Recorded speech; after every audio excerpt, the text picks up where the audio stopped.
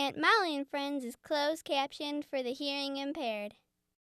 Come on over to my big backyard and bring your best friends too.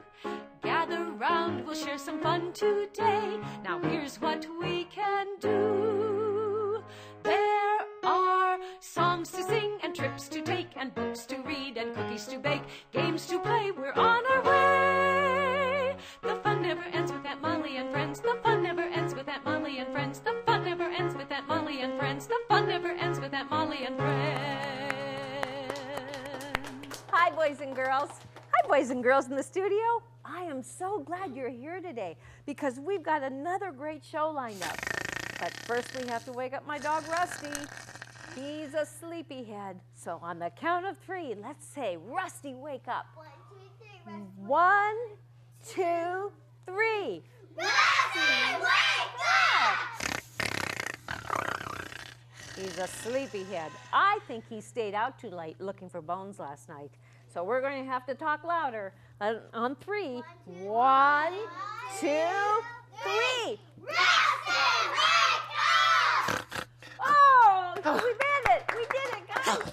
I'm sorry, Aunt Molly. I was sleeping and I was having a really fun dream. What was it? Well, I dreamt that we got a pool in our backyard. Oh, But our backyard's big enough to have a pool. oh, it is. It's really big. And here's the best part. I got up on the diving board and I went to jump in. Yes. And when I landed, it was full of bones. Well, that would be a hard landing, wouldn't it? Oh, but I didn't care. It was a lot of bones. Big bones, little bones, round bones, square All bones. sorts of flavors, too. Oh, man, how could you ever choose which one you'd want to eat? Oh, I don't want to choose. I want them all. I can tell that. You're going to have to dig a lot of holes in order to bury those bones. Yes. Aunt Molly, are you there? It's Miss Mandy. Hi, Miss Mandy.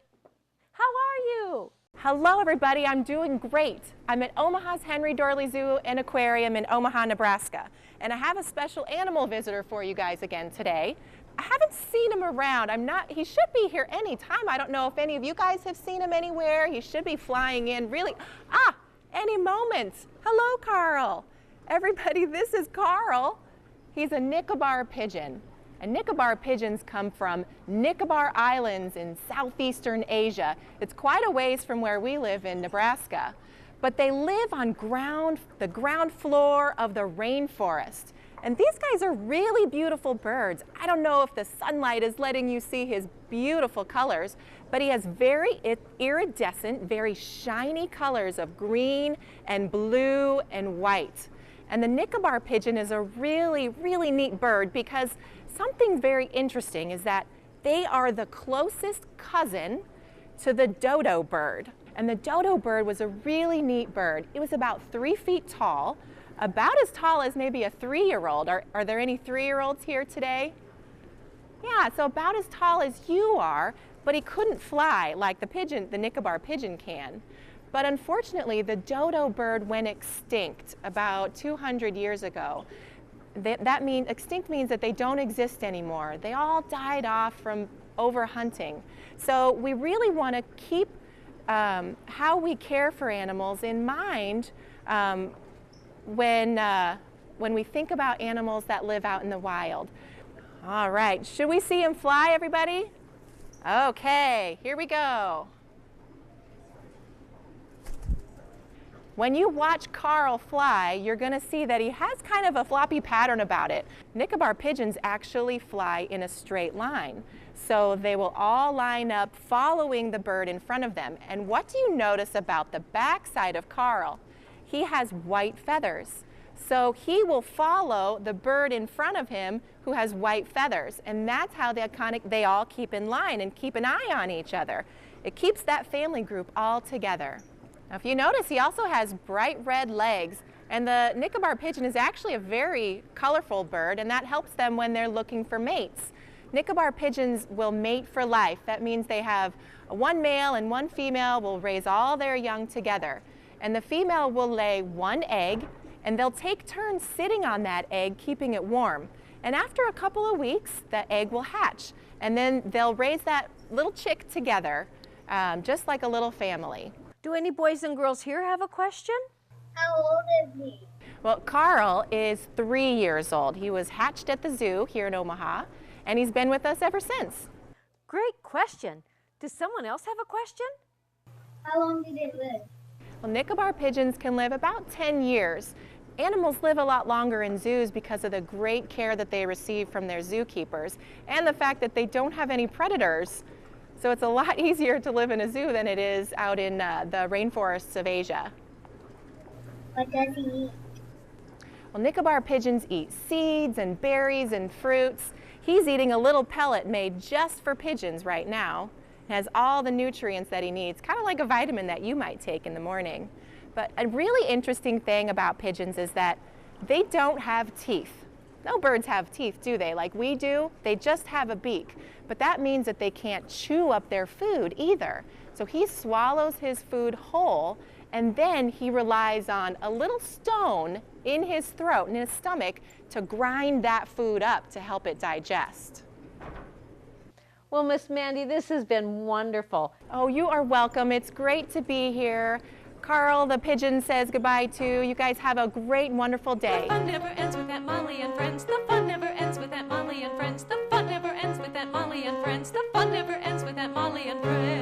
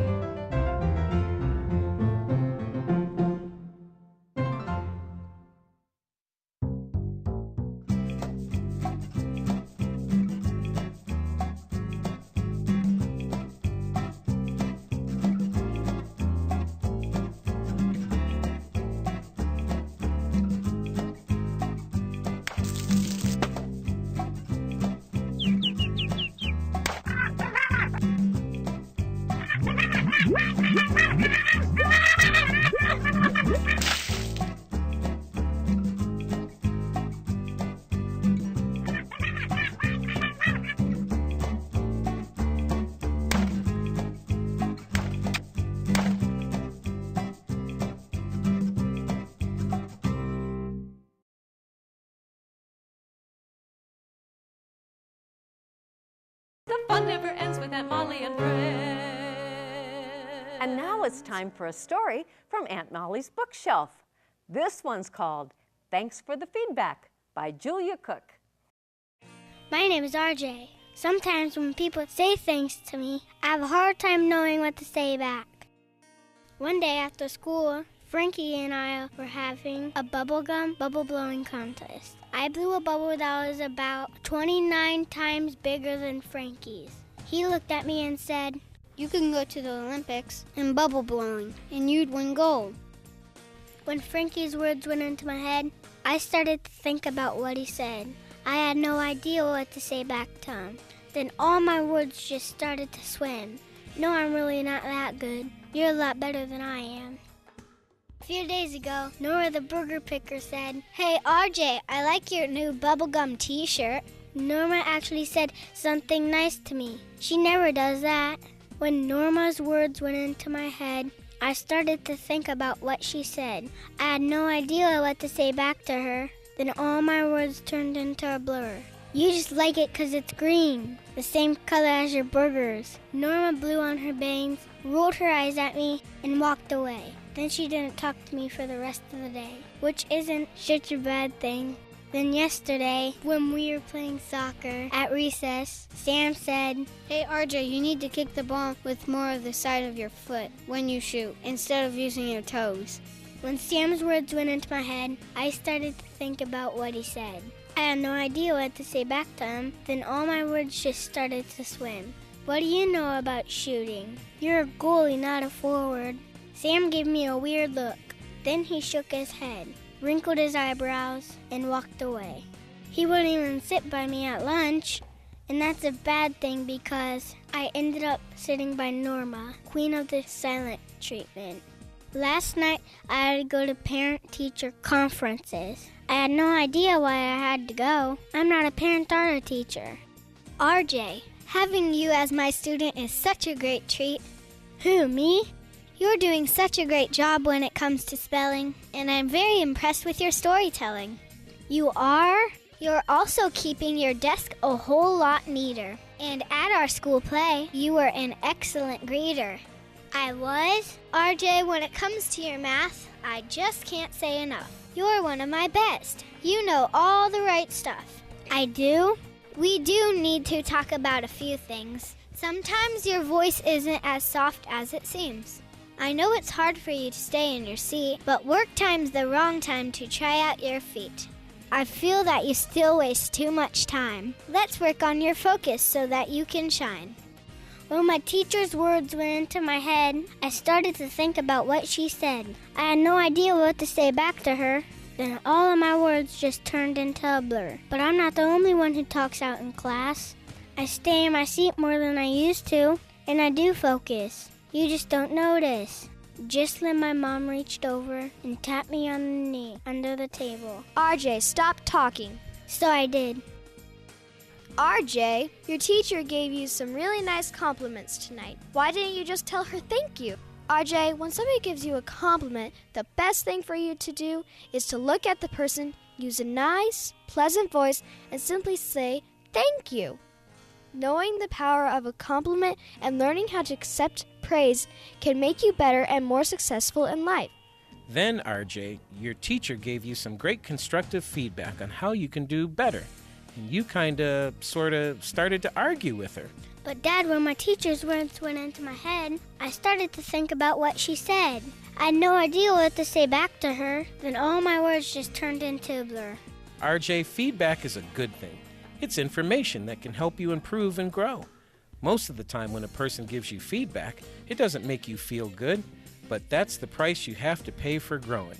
The way you handle feedback will make a difference in how other people treat you. Some people will give you mean feedback, and most of the time that's difficult to accept.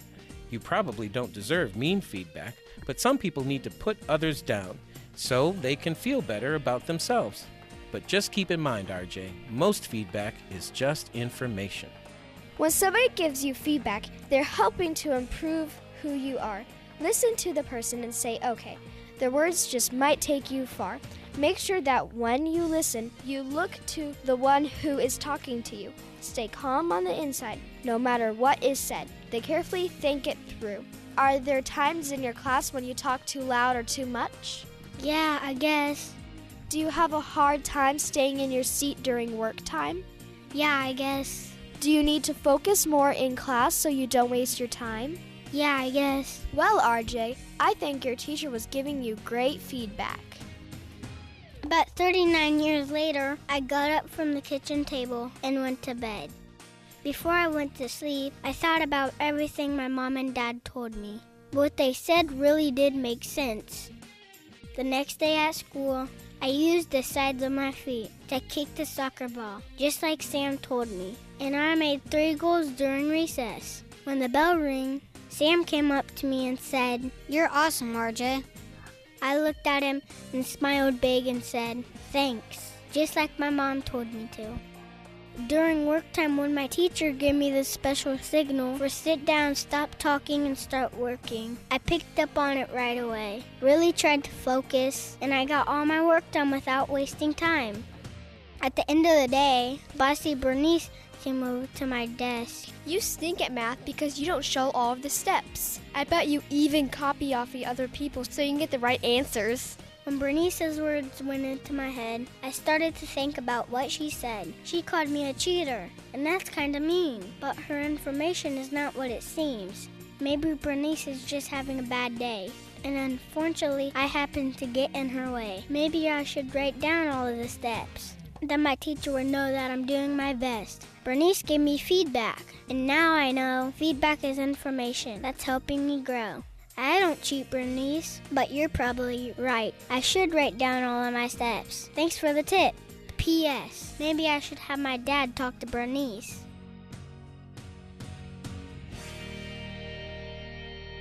Don't go away. Molly and Friends will be right back.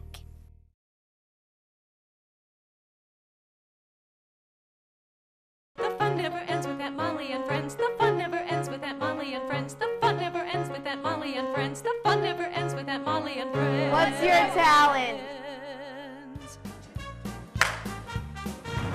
Hi, I'm Justice. I'm 15 years old and I'm an award-winning dancer.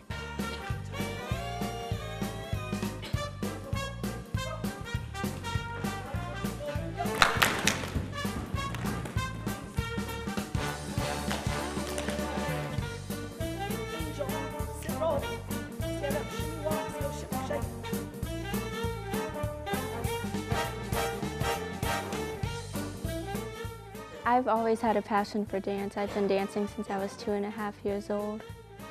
It's just the feeling when I dance, and I like the passion.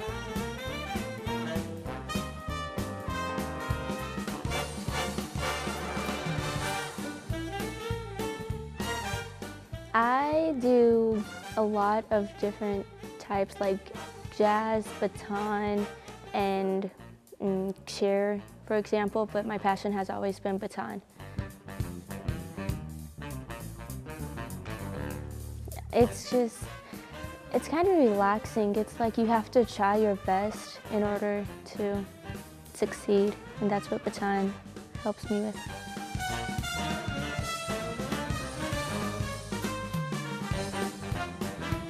Your arm will get stiff, so you have to be prepared for that. And just the footwork and not losing your concentration. In order to be good at baton, you have to have really good hand-eye coordination. You have to be prepared to catch the baton, and you have to keep control of it. And you also have to know where it is at all times in order to catch it.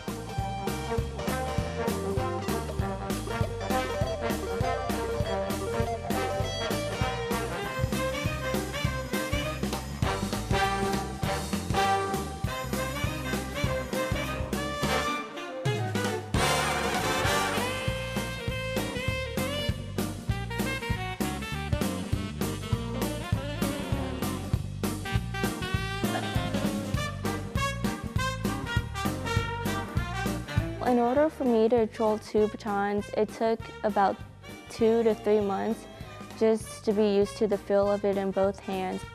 It's kind of difficult. It's not that much difficult, but it's difficult to control both hands at once.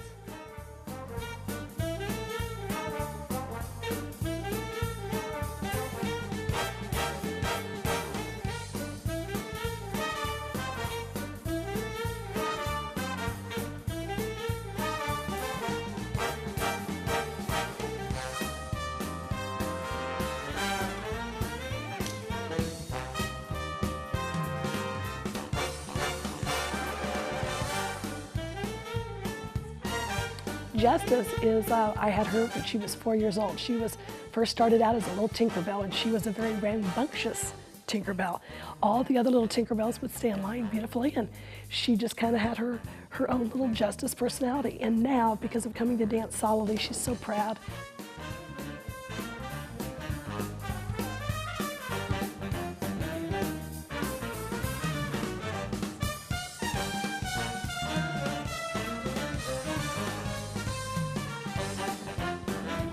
My advice to kids is to never give up and don't let other people's opinions get in the way of what you want to do in life.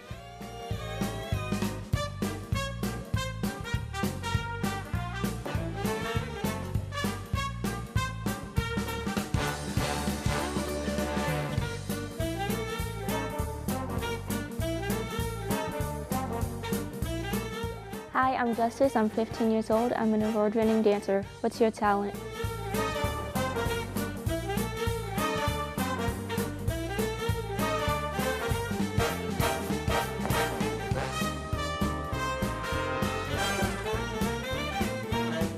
Aunt Molly and friends will be right back.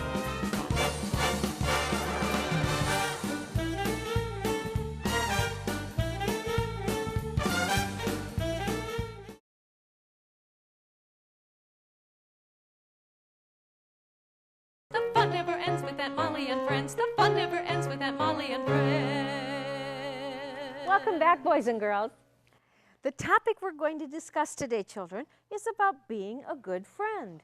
And I know that all of you have friends of one sort or another. Some of them might be friends that you really, really like to be around, and others might be friends that are just kind of, well, yes, they're my friend, and I know them, or they're in my class, but you may not share a strong relationship or friendship with them. What do you do, Katie, to be a good friend to someone? I help people when they're feeling sad, or I have them sit by me. Okay, that's a good thing to do. Yes, Sarah? Well, one time I was actually the one that was being bullied. And my best friend actually turned on me, and she told one of my friends, my best friend, she said to her, "You can't play with Sarah." And that's what she said.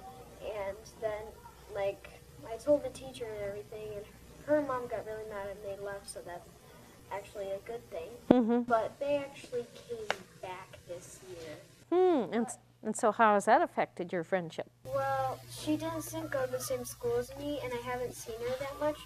But when I see her, I'm going to tell her how I felt that year in 2nd grade and 1st grade and kindergarten. So do you want to be her friend then? Yeah, sort of. Well, okay.